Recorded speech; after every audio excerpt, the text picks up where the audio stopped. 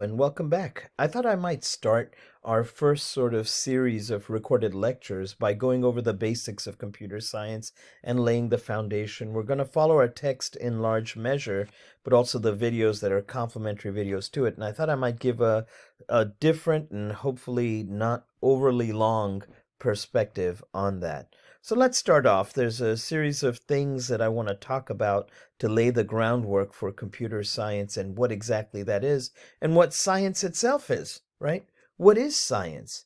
It turns out that the most central and consistent definition of science that we might have is that science is about making predictions.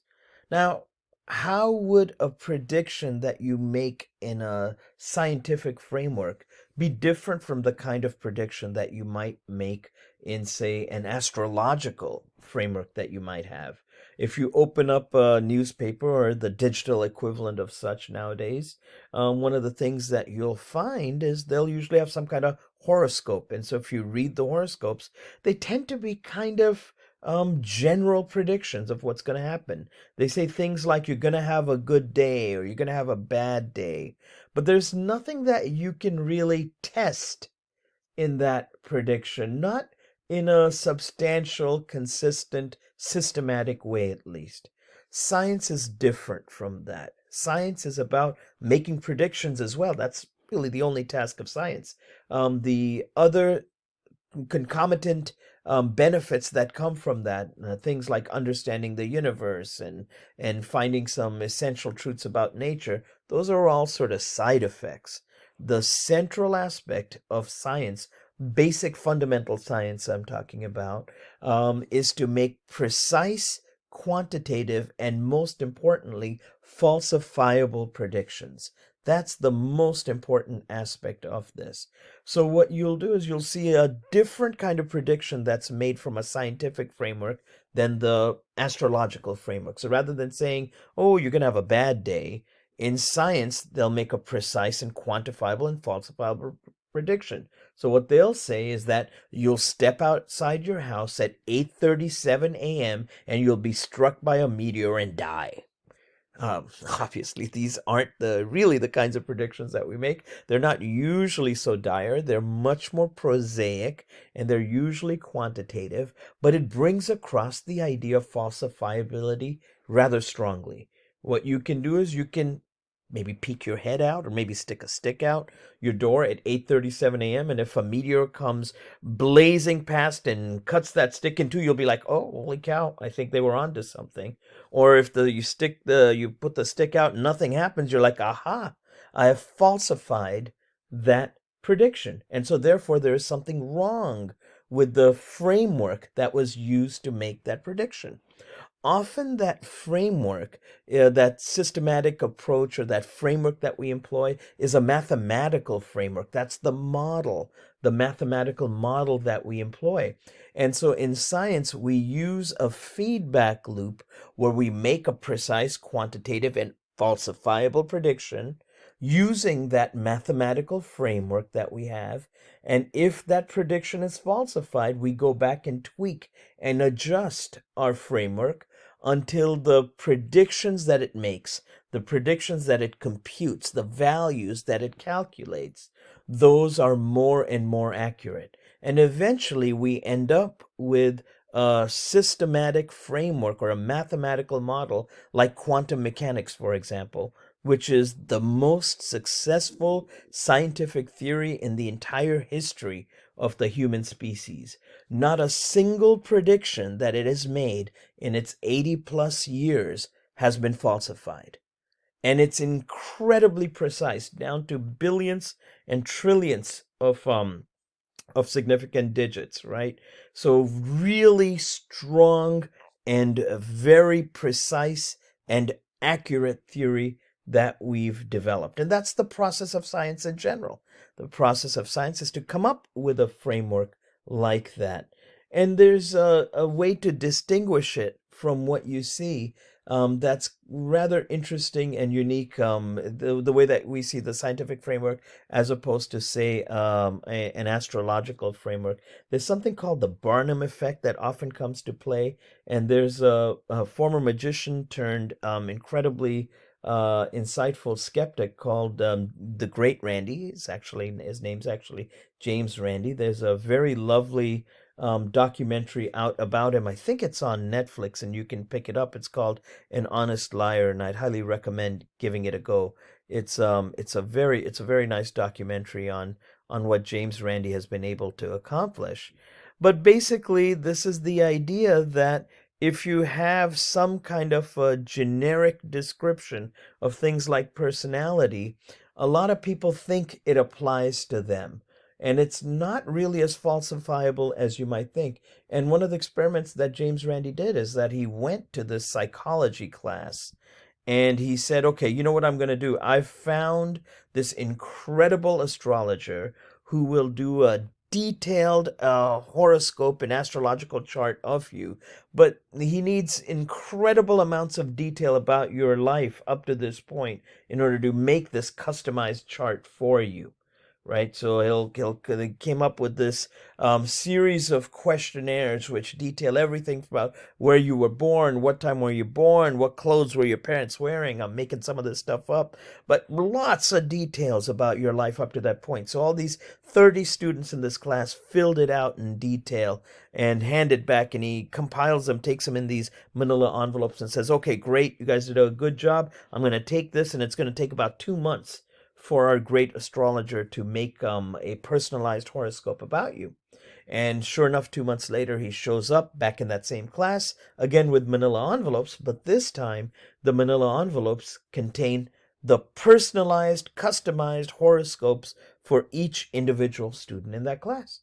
They've got their names on them, so he reads the names, goes and hands it out to each one, and says, okay, now I want you to tear open the sealed envelope and start to read that prediction that you have. And then, after they've digested it over about 20 minutes, he says, okay, now I want you to raise your hand if you think that this describes you perfectly. And every single hand went up. Amazing, right? And so he says, okay, now we're going to do a little experiment. You're going to put the prediction back in the manila envelope, which they did, and you're going to raise that up high above your head, and then you're going to pass it to the person behind you. And I want you to now open up the manila envelope you were handed by your neighbor, read that horoscope, and raise your hand if it fits you. Every single hand went up once again. And the reason is the predictions they make are things like, you have a great need for other people to like and admire you. You have a great deal of unused capacity, which you have not turned to your advantage. Disciplined and self-controlled outside, you tend to be worrisome and insecure inside. Does this apply to you? And most of these turns out general, generic statements people can find some form of identity with and say, oh yeah, that kind of applies to me. It's a subjective, it's a subjective, qualitative prediction that it makes. That's different from you're going to step outside your door at 8:37 a.m. and get beamed by a meteor that's going to kill you, right? That's immediately falsifiable. There's no ambiguity in interpreting it. You're either going to get that meteor there or you're not. And that'll tell you whether the framework that you're using to generate those predictions is a good framework or does it need fixing. And so this is the general approach that we've employed in things like physics. Physics is about making predictions about motion, how the universe does things, right? The Greeks were some of our first natural philosophers, and they loved knowledge, and that's where the name, the term for physics comes from. It's their word for nature. And for the about 2,000 years or so, Aristotle dominated the ideas of physics and of motion. And his central tenet was that motion here on Earth is different than motion in the heavens. And that kind of makes sense when you observe what's going on around you, right? You look up and you see the moon and the stars and the other planets, and they're constantly in motion. The moon's always circling. The sun seems to circle us, right? Orbit us, you might say. Of course, that's changed with the heliocentric theory. And on Earth, it's different. Motion's different. Things don't tend to stay in motion. If I take a ball or a marker and I roll it on the ground, with a sort of like a small push or a medium level push, by the time it gets about 20 feet, it stops. So it seems that the natural state of motion is different in the heavens than it is on Earth. On Earth, you put objects in motion, they seem to stop.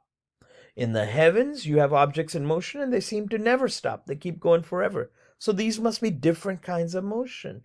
So this is sort of what dominated our thought process about motion for a while until Galileo came along. And Galileo was sort of the first scientist in the modern sense. He was an empiricist. He used experiments and he made predictions. And he said, let me test this out. Is this really what happens? And he started to mess with the inclined plane and he started to look at how things fall. And, Aristotle had thought that heavier things must fall differently than lighter things. And a simple experiment that you can do is you can take a sheet of paper, and then when you drop it, you notice that it sort of floats around and falls slowly.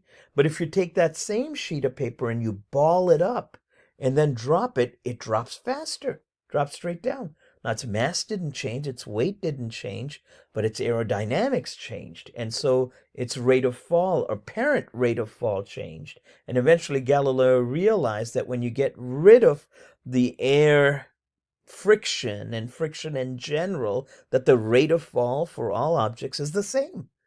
And Newton eventually overturned that even more. And he realized that the same theory of gravitation, the same forces that apply in the heavens that keep these planets and these astronomical objects in motion, that's the same force that's applying here on Earth. That force of gravity is identical. And then you start to think about atoms and all this stuff. All of this comes through the same kind of process that we've employed in science. All of the progress that we've made in science uses this same approach where we use some kind of framework, some kind of systematic method. Normally that's a mathematical method because the kinds of predictions that we want to make are these precise and quantitative numerical predictions, right? That we can falsify. So we use some framework to make these quantitative predictions. We test the prediction, we do some experiment, and if it works, we don't say, oh, great, this framework is absolute truth. We keep testing it, and we keep testing it in novel circumstances and see what the limits of its prediction are. And when we find some context or some problem domain where it makes a prediction that's falsified, we go back and adjust our method, our methodology, our systematic approach. And so since we're making these quantitative predictions, that systematic approach is often mathematical in nature. Turns out math tends to describe nature in a very intimate way. As we start to talk about that, I'll talk about that in just a minute. But I want to step back just a bit and say that as we started to discover more things about the universe, we started to discover the particulate nature of it. Way back when, more than I think 2,500 years ago, people like Democritus started to think about things and said, hey, how small do things get? I know I can take this maybe a log or a stone of some sort, and I can chop it in half. Then I can chop it in half again, and I can chop it in half again. And they said, how long can I keep this process up? Is this an infinite process, or will I eventually get to some small aspect of it that I cannot chop up any further? That's unsliceable. The Greek word for slicing is tomos. So unsliceable was atomos, atom, right? And so Democritus theorized there must be some atom, some small, essential, unsliceable, unbreakable, minimal quantum of this thing that we're looking at that can't be sliced any further. And so over the years, as we started, after Galileo, as we started to do more and more empirical science, we started to discover what we thought were these particles that couldn't be sliced any further. And we came out, we called them atoms. And then we realized those things that we called atoms, which we thought were unsliceable or unbreakable, we actually could slice them. And so we discovered subatomic particles, right? The name unfortunately stuck by that time because we'd already started to call them atoms. And so it's not what Democritus thought of, because we could slice it. And then we discovered electrons and protons and neutrons. Then we realized we could slice those protons and neutrons even further, and we could get quarks. And so then we started to develop the standard model of particle physics, which builds upon quantum mechanics, the most successful theory of that humans have developed, as I mentioned previously. And in the standard model, you have leptons, quarks, and intermediate gauge bosons, right? These are the three kinds of things that you have. And then it turns out now we can look at it and we can start to, instead of thinking about these particles that are there, we can think of them in terms of fields that permeate all of space-time. And these quantum fields exist for each kind of particle. So if you look at a quark, an up quark has an up quark field. And if you look at electrons, there's an electron field, electron quantum field that permeates it. So that permeates the whole universe, all of space-time. So now we start to think of things in terms of quantum field theory. And it turns out that even this is probably not fundamental. Now we've started to look at the information content of the universe, and information is one of those things that falls under the rubric of computer science, which we'll talk about, and so certainly it's in the book as well, but we'll talk about it as well. That's classical informational theory. There's also quantum informational theory, where we start to talk not about black holes from a particulate perspective, but from the information content of black holes. And we talk about violating relativity because by information transmission, not necessarily just whether you're going to violate it physically or not. And we start to talk about the holographic nature of the universe as well. So all of these things, it turns out, seems to indicate that the universe at its core is informational, and that the physical elements just carry out that process of computation.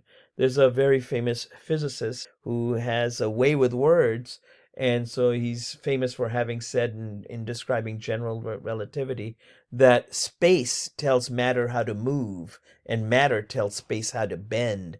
This is when we first realized that there is no force of gravity, that it's these perturbations in space-time itself, in the fabric of space-time, that manifests as what we see as gravity. So in the same way, when he started to look at this idea of the informational aspect of the universe, and the informational aspect, the fundamental part of the aspect of that is the bit that we'll talk about.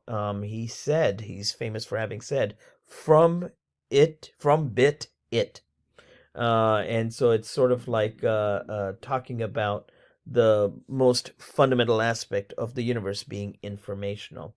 And this, as I said, falls under the domain of computer science. Computer science is in fact about exactly these kinds of processes that transform information. So as you start to embark upon your career in computer science, you can think in a very real sense of computer science as being about the processes that transform data into knowledge, or transform information in some way, and computer information systems as being more about the flow of data and the curation of that data and the management of that data and the underlying systems that actually transform that data. So that flow of data is a part of the processes that you have. And it turns out the universe itself tends to convert data into information using some process. That process can be the particles, the things that we call the leptons or the quarks or the intermediate gauge bosons, or it can be some abstract mathematical function, the values of which we can compute by some step-by-step process that we call an algorithm. So that step-by-step process allows us to compute or calculate the values of some function. And so the way that I might sort of think about it is, if I were to place it, is that computer science is a proper subset of math, and that physics is a proper subset of computer science. The reason I say that is because physics deals only with computable functions. Math deals with all kinds of things. Mathematics, there are functions in math which we don't know if we can solve, and there are functions in math which we can immediately apply to the world around us. And so anytime we can solve a mathematical function and apply it to the world around us, that's a computable function. That's a function we can compute, and it seems to give us some insight into the nature of existence and our world around us. But there are a lot of functions in math that we have no idea if they're applicable to the universe as a whole. So or our physical world or our physical reality. For example, in the early 19th century, a couple of mathematicians sat around and said, okay, we've seen Euclid's geometry and it deals with planar surfaces, and the world around us isn't flat and plane like that. It's curved. We live on a curved world. Locally, it seems flat, but globally, it's this oblate spheroid. It's like a sphere that someone's sitting on the top of, right? And so they said, gee, I wonder what geometry would look like on this kind of curved surface. And they worked it all out, and people were like, cool, nice job. I got no use for it. And it sat around, right? For decades, it just sat around until this young uh, dude working at a Swiss patent office started to think about it. He started to think about the ideas of physics around him, and he developed this theory, which eventually became the theory of special relativity. This guy that we're talking about is Einstein, of course, and Einstein had a particularly interesting history. He spoke a little slowly sometimes as a kid because he was thinking about stuff, and so his teachers thought maybe he's not the smartest kid. He was pretty good in physics and sciences. He was really good in probably the sciences, but he was kind of good in some of the math, but not really a stellar mathematician. He was very poor in some of the other areas as well. So as he went to university, he studied physics, but his personality was also a little weird, and people didn't get along with him, or some of his professors didn't get along with him because he'd contradict them. And so when he graduated, the way that the system worked back then is that your professors had to recommend you for a professorial position. None of them did that. So he'd gotten married to his high school sweetheart, and they'd already had a child that they'd given away. And so now they were going to have another kid, and he didn't have a job. He didn't know what to do. He just graduated university. So a friend of his hooked him up with a job in Switzerland working at the patent office. And because he was a pretty smart dude, he'd get done with his patent duties, probably halfway through the day, and the rest of the day he'd have free. So he started to think about these mathematical problems, and in the year 1905, when I think he was like 26, it was his magical year, he published a series of papers, including the one on special relativity, on Brownian motion, on the photoelectric effect, which eventually garnered him the Nobel Prize. And, although he published it, it didn't get noticed for a little while. It took Max Planck to really notice him and say, hey, wait a minute, this kid's on to something very interesting. When he's talking about photons and stuff, and how there's this quantum nature to light, and how energy is packaged in the universe. So eventually he got noticed, and then he got massive recognition. And then he said, okay, I can continue this theory of special relativity, which look at how objects behave when they move really fast. And he realized that there might be a connection to gravity, what looked like the force of gravity, with that, oddly enough. But it required him to start to think about space and time together as space-time, and then the idea that space-time would curve and bend, and that would create the effect of gravity.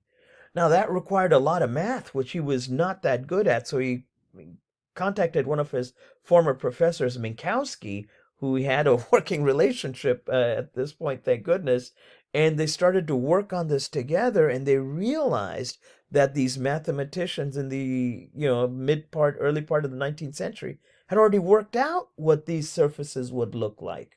So this math that was developed in a very abstract context, which seemed to have absolutely no application to anything at all, suddenly became applicable to the physical world that we know, and that mathematical function became physics, right? So people started to wonder, are all mathematical functions computable and applicable to the world around us? And just we haven't figured it out at this point? So these mathematicians started to study which functions were computable, the ones that we could calculate values for. And so people like Alan Turing started to look at the limits of computation and so invented the field of computer science. And so what I would say is that computer science sits at the intersection between math and physics. Math has a lot of stuff in it that we don't know if it's solvable, we can't wrap our heads around, but some of those functions might be computable. And computer science helps us figure out which functions are computable. That's one of the central aspects of what it does. And we'll talk about this idea of Turing machines, what Alan Turing came up with, and Alonzo Church and John von Neumann and all these people came up with. You'll see it in the book. You'll see it in the complementary videos as well. We're going to see exactly how some of these things tie together. But that's the context that I'd place it in. So I'd say that math and physics and computer science, well, certainly physics and computer science, any kind of science, is really about making predictions using some sort of systematic, structured methodology. That's your model. The model's usually mathematical. For some reason, the universe seems to speak the language of math. We don't know why. There are papers that people orders of magnitude smarter than me have written talking about the unreasonable power of mathematics, and we don't know why it is. This is just how the universe seems to be. All we know is the predictions we make, like in quantum mechanics, this crazy mathematical theory that seems to imply things about the universe that makes no sense to our normal human way of interacting and dealing with and understanding the universe. This theory, quantum mechanics, makes predictions, none of which have ever been wrong. It's insane, right? Over 80 some odd years. And it's the basis for a lot of the technology we utilize as well. Why nature is that way? We can't tell you. That's not in the domain of science. What does it mean? Is nature really like that? Is it both a wave and a particle at the same time? We can't tell you. We can just tell you this is what the mathematical function predicts, and it implies there's a wave-like nature and a particle-like nature. Particle-like nature, you tend to visualize a billiard ball, but really it's a bunch of numbers associated with something. A wave, you tend to think of a water wave or a wiggly line. Really, it's a bunch of numbers associated with something. And so all of these are just numbers that we've associated, and we use those numbers to predict new numbers, which we associated with the world around us. And if those predictions are correct, we say, hey, bully for us, the mathematical model that we have works.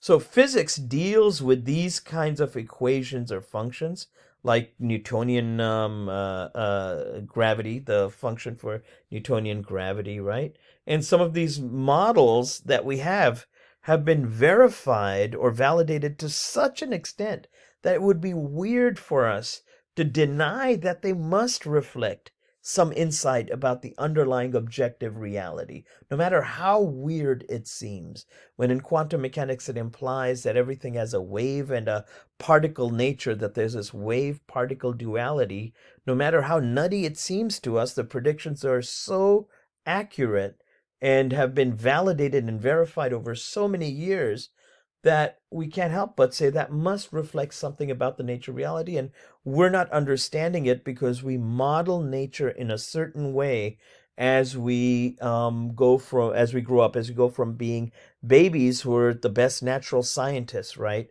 Babies employ the same method, right? A baby might crawl over and see some kind of very cool things in the wall, and they lick their finger and stick it in that thing in the wall, and they get a little shock, and they say, aha, the prediction that that would have been fun has been falsified. And so I will not stick my finger into a electric socket again. And so babies, it turns out, are incredibly good scientists. And if you are now here, congratulations, you were a very successful baby and a very successful scientist. And this is exactly the process that we utilize. We utilize this framework or this methodology to make predictions, and we tweak our framework as needed, and then eventually it implies something about the world around us. But that what the exact implication is beyond our pay grade. We just make the predictions. That's what we do in fundamental science. So math and physics and science, computer science, are intimately related. As I'd mentioned, and Riemann and Gauss are the mathematicians that I was alluding to before. Talked about Einstein a little bit. Turns out all of these functions are functions that we can calculate or compute. That's what we deal with in physics. All of physics deals with computable functions. That's what we call these functions that we can compute the answer to or calculate the answer to. And the way that you do it is you calculate it using a bunch of steps, right? And so you need something to go through and do that calculation. Whatever does that calculation, we call that the computing agent or the computer. Interestingly enough, in the 19th century and early part of the 20th century, when you used the word computer, people didn't think of digital machines. They didn't exist at the time. What they thought about were female mathematicians. They were called computers at the time because what they do is they'd compute the results or the answers to these functions, the values of these functions. They'd be incredibly adept at doing these very involved calculations. So even up to the Manhattan Project, for example, when we invented the nuclear bomb, right? The computers that they used, the cutting edge computers, were the brilliant female mathematicians that would come in and calculate these very complex functions that they needed to calculate. But when you break it down, most of those calculations can be broken down to, well, sure, an involved and complex bunch of steps, but each individual step is kind of easy and simple, right? So this guy Turing, Alan Turing, one of the greatest minds our species has generated, in the 30s and 40s started to think about the limits of calculation, and is it possible to automatically calculate the values of some functions. He wasn't the only one thinking about it. Church and all were also thinking about it, as you'll see when you read the text or look at the videos. And so he thought that each individual step is simple and easy to calculate with a pen and paper, right? So, for example, things like add x to both sides, subtract 15 from both sides, and things like that. And so Turing thought, could a mechanical machine carry out these calculations if it's so simple? And he started to think of a hypothetical machine, which we nowadays call the Turing machines, that would carry out these simple individual calculation steps. And he said, all we need to do, he thought about it, is to give them a complete set of these instructions where each instruction is a simple, easy to do, step-by-step calculation, right? And that complete set of instructions, that step-by-step series of instructions, is what we call an algorithm. That's the program. That's a computational solution. The algorithm is what we deal with in computer science. Almost the definition of computer science can be thought of to be the study of algorithms in a very real sense. And so the machine that he imagined was a very simple machine. It just had a little head, a read-write head, and a read-write head, and it had this very narrow reel of tape, like a paper, a very narrow reel of paper that it used. This used the latest model that was used in technology then, which was the ticker tape. And the stock analysts and stockbrokers would use the telegraph system to get the latest equities values from Wall Street. So rather than having to be over there themselves, they could be in their offices, removed from the central trading floor, and they could have the values of the stock equities communicated to them via this telegraph, where what it would do is it would constantly just type that out. It would just print it out on this little thin reel of paper, and so it would say like value of AT&T, $1 or whatever it might be at the time. Traded 500 shares, and now the value is this. And so just constantly printed out a series of values on these reels of tape. And so since it would tick off that tape, they started calling that tape ticker tape. And whenever there was a parade of some sort, a celebratory parade of some sort in New York, all of these stockbrokers and stock analysts, etc., would take these reams and reams of ticker tape that were churned out of these ticker tape machines and throw them out the window to celebrate that. And that became the ticker tape parade that we have. And this was sort of the cutting edge technology at the time. There's a grand tradition in science of using cutting edge technology to always represent some kind of scientific idea you're trying to communicate that's innovative. So, for example, in the latter part of the 19th century, telephones had come up and you had the switchboard, I guess, latter part of 19th, early part of 20th. And you'd use these connections. You'd have an operator which would connect up these different lines. And so when they were trying to model the brain, they thought, the brain must be like a telegraph operator, just connecting up these different circuits, these different neuronal circuits, right? So this is a grand tradition, and Turing continued that in a sense by imagining his hypothetical machine to be sort of the same kind of ticker tape, but just with an infinite amount of tape, an infinite sheet of paper with like little squares on it and a little read write head that could read the symbol that was on the square, that could erase it, and that could write a symbol on there. And by just using this process, he realized he could communicate the series of steps or instructions to solve any function that was computable. His hypothetical machine could do that. So this led very quickly to him thinking about, well, what kinds of problems could it solve? And what could it not solve? And it said and he started to think in these ways, and he'd have these conversations with von Neumann and others where they started to think about the idea, well, if physics deals only with computable functions, and humans are physical beings, can our brains be modeled by a computable function? And if so, can a machine calculate that computable function? Could a machine then think? And they started to think about these ideas of thinking machines. And he's actually written a paper about it, and he talked about it with John von Neumann, and they were building upon the latest sort of neurobiological models and using that as inspiration. In fact, John von Neumann, when he started to propose the von Neumann architecture, in which data and programs live together in the same memory space, he only credited a single paper in that, and that paper was a neurobiological paper. So these people were very brilliant mathematicians thinking about these ideas. And Turing started to think about, suppose machines can think, when would you conclude that the machine was as smart as a human being? That a machine was intelligent enough to pass for a human being? That a machine, this artificial machine, was actually intelligent?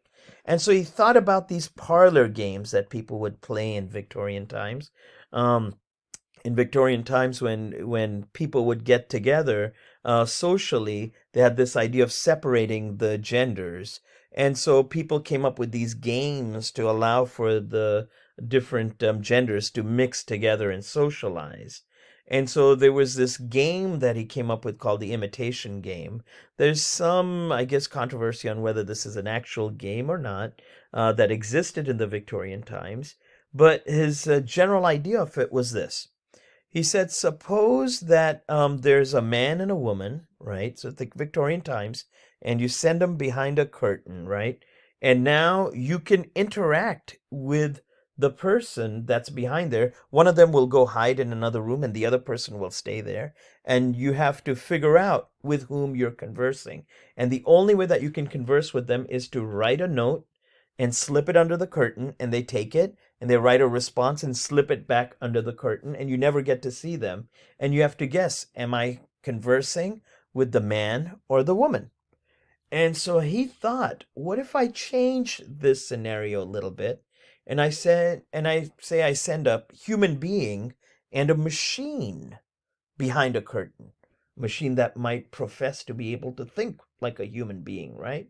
And the only way to interact with that entity that's behind there, one of them goes into the back room and the other stays there. And the only way to interact with them, whether it's human or machine, is via typewriter, right? That was the telegraph. That's the cutting edge technology at the time. Used it in ticker tapes, etc., as well. And you have to decide on the basis of typing out your questions to them, whoever they are behind it, the machine or the human, and they type their responses back. And you have to decide, am I conversing with the human or the machine? And if you cannot distinguish between the two, at that point, that machine will be said to be intelligent. That's the Turing test for artificial intelligence. Nowadays, we call that a soft test for AI, artificial intelligence. We have digital machines that can pass that. We've got harder tests that we now employ. But the digital machines back then were very new and bulky. Remember, there were these giant things that they had, right? They were these electronic digital machines that used vacuum tubes, and over the years, they started to use these electromechanical computers. And in fact, there's this very nice story about Admiral Grace Hopper, as you can sort of see there, where she was sort of the lead scientist for the group. She wasn't an admiral at the time. She became an admiral subsequent, but she was the lead of the group. And as they were sending their program, their instructions through this giant machine, which is the size of a room, right? It suddenly stopped working. So, because it was these electromagnetic mechanical computers, and they used vacuum tubes and electromechanical circuits and relays and all that, they had to go and check every single one of these things. And as they started to look at all these relays, in one of them, they found a moth that had flown into it and gotten fried and messed up the circuit. So they removed it, and she, being a good scientist, said, okay, let's take that and put it in our journal. She taped it in the journal and said, discovered the first bug in a program. And it was an actual physical bug at the time. Now, the term bug had been utilized prior to that, and it was used subsequent to that, but it's a very good little, it's a fun little story that's there in the history of computer science. So these digital machines that people were using were the sizes of rooms, right? And they were probably definitely not as powerful as nowadays the computers or the computing agents or the computers that are even in doorknobs when you go and check in, for example, at a room. In fact, there's a funny story about that. As these machines started to shrink, right? So these digital machines started to become smaller and started to become more powerful. And there's this gentleman that worked at Fairchild Semiconductor and had left to form his own company, Intel, Gordon Moore. And so they started to make these transistors and these integrated circuits. And he made an observation. It's sometimes called Moore's Law. It's not law, it's an observation. And he made this observation that it seems that every about 18 months or so, the amount of computing power on one of these circuits, these chips, doubles. And the cost to manufacture it drops in half. And he made this weird observation. He said, wow, this is very interesting to note. And he said, I don't foresee any reason why this should slow down. And sure enough, for the next 30, 40, 50 years, this kind of trend continued. And now eventually we've reached the limit, which Feynman had talked about. Richard Feynman's one of the most brilliant people our species has produced. He was a physicist, and he started to think about what the limits of computation might be. And so he gave this very interesting talk called Plenty of Room at the Bottom in 1959. It predated Moore's observation, actually.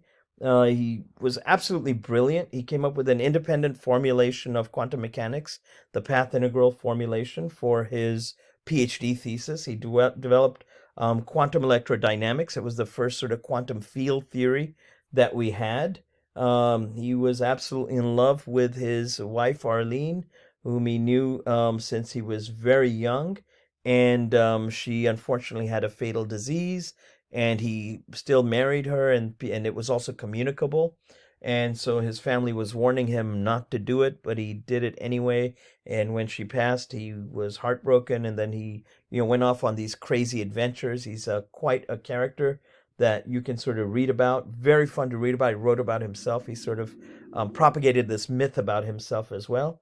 There's quantum field theory that we're talking about. That's the most successful theory that our species has ever come up with. And he sort of was one of the people that came up with one of the first theories of that. There were these other physicists that also came up with it. It turned out at the same time, just about.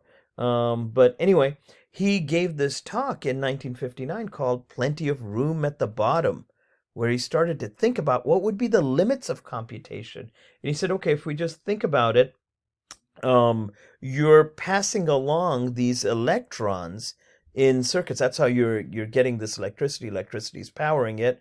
So if these circuits become small enough, these quantum effects, remember we talked about wave-particle duality, come into play, and an electron can tunnel or jump from one circuit to another. That's called the quantum tunneling effect. And when it does that, the circuit breaks down. It does a malcomputation. He said that must be one of the limits that we'll use with it. And sure enough, that Moore's observation started to peter out when we started to get close to this quantum limit. But he went further and he started to talk about how we could manipulate individual atoms, and he laid the foundation for the field of nanotechnology in a very real way. So he made some very interesting observations about all this stuff. And nowadays, of course, that we're reaching the limit of that, we're discovering other ways to bypass it, and we're coming up with ways that we might be able to get past it.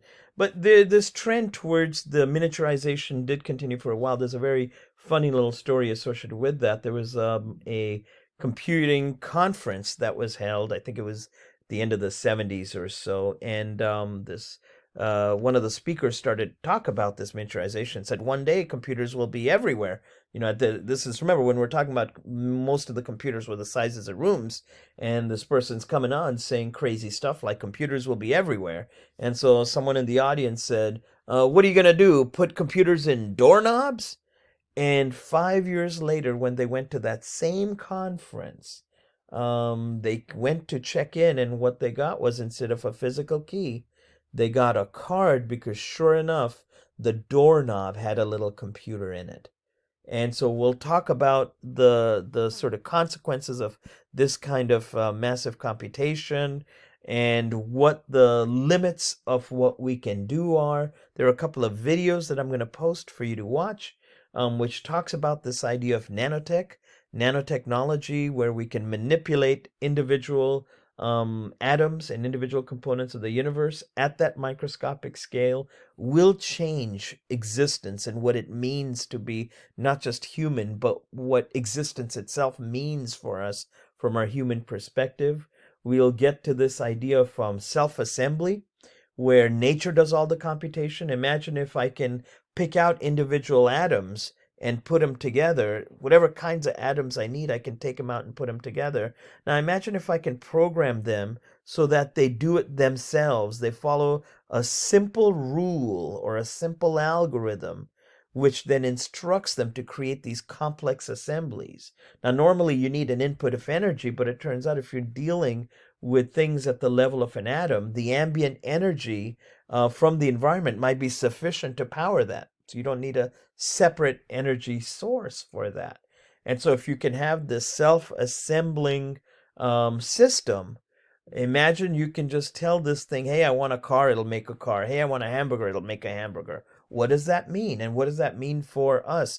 What if I can take this assemblage, this nanotech, and tell it to go in and not only get rid of cells that have cancer and target them specifically, but also change my genetic code and my genetic expression to change my physicality right now? Or what about if I can sit there and map every single atom, and accounting for the Heisenberg uncertainty principle, making allowances for that? What if I can program the location of every single atom, or maybe let's say molecule, if I want to go up to that level, in a computer? Can I then recreate in my brain? Let's say I can map every single atom or molecule in my brain, and then I can put that mapping in a computer. Can I then simulate myself within that? Which of me is real? Are they both real? What are the thoughts that we have? Who's intelligent? Things like this will change what it means to be human and alive. And all of these things are built upon functions that take information as input and output a prediction. This is what we test in fundamental science. And the prediction that we make is some actionable decision, which we'll explore further in both the videos and in other places. But this is the central nature of computer science. We are a real science. We're well beyond just programming. Programming is one of the tools that we use. As that saying I have in the text, which is often misattributed, says, computer science is no more about programming than astronomy or astrophysics is about telescopes. Telescopes are a tool that we utilize in astronomy and astrophysics. We use the telemetry that we get and we observe it. And some astrophysicists and astronomers, of course, deal with telescopes and constructing them and the engineering of them and the mirrors. But in large measure, it's a tool that we utilize. In the same way, programming is a tool that we utilize in computer science. It is not the entirety of computer science. And this is what I hope that the early part of our journey will communicate to you, because programming is a very powerful tool, and we'll spend the second part of our journey sort of developing the skill of programming so that we can utilize it to full effect. It should be a fun and exciting journey, and I'm glad to be making it with you. See you next time.